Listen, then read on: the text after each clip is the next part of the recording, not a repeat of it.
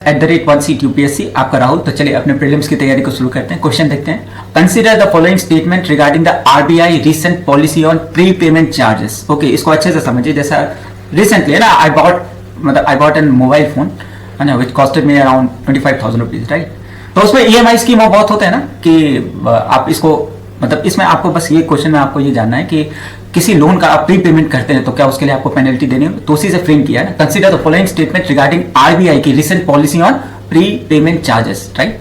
तो पहला स्टेटमेंट है the ban on pre payment penalties applies to all type of loan including fixed rate loans. नहीं, ये पहला स्टेटमेंट कर, क्योंकि एक फिक्स्ड रेट होता है, एक फ्लोटिंग रेट ऑफ इंटरेस्ट होता है ना ऑन लोन्स। ओके, दूसरा ऑप्शन है the directive is applicable to commercial bank and NBFC, जो बोलते हैं नॉन बैंकिंग फाइनेंशियल कंपनी। ये सही है, सेकंड स्टेटमेंट सही है।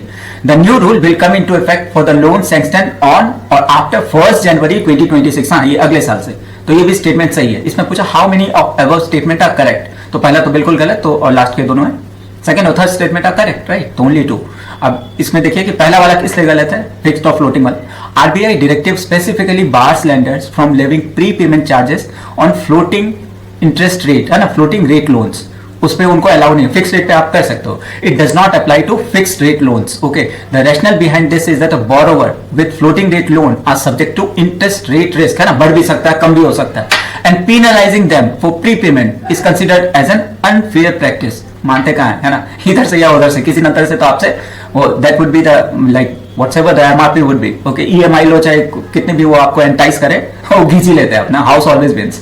स्टेटमेंट 2 ये करेक्ट है ना। The policy aims to create a harmonised, harmony है ना, सबका equal, harmonised lending environment across institution like commercial banks, NBFC, है ना, urban cooperative banks and regional rural RRB जो बोलते हैं ना, स्पेशली फॉर लॉन्स जो कि 50 लाख के अंदर हो, है ना, अप टू या उसके अंदर, ठीक है। स्टेटमेंट 3 ये भी इनकरेक्ट है। Policy is sorry, statement 3 correct है।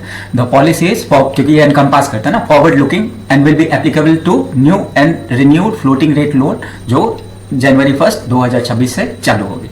ओके, टाइम भी तो देना चाहिए। ऐसा क्या है कि नोटबंदी है ना, अचानक से डाल दिया, उसके बाद पता चला कि वो जो ब्रैकेट्स है ना, जो उनकी जो एटीएम में वो जो सॉकेट्स होती है ना, जहाँ पे वो नोट्स अरेंज होते हैं, वो नॉट इन प्रोपोर्शन टू, तो फिर कितना लफड़ा हुआ था। तो थोड़ा टाइम, तो एक समझदारी का काम है कि जनवरी 1 2026 के बाद से होगा।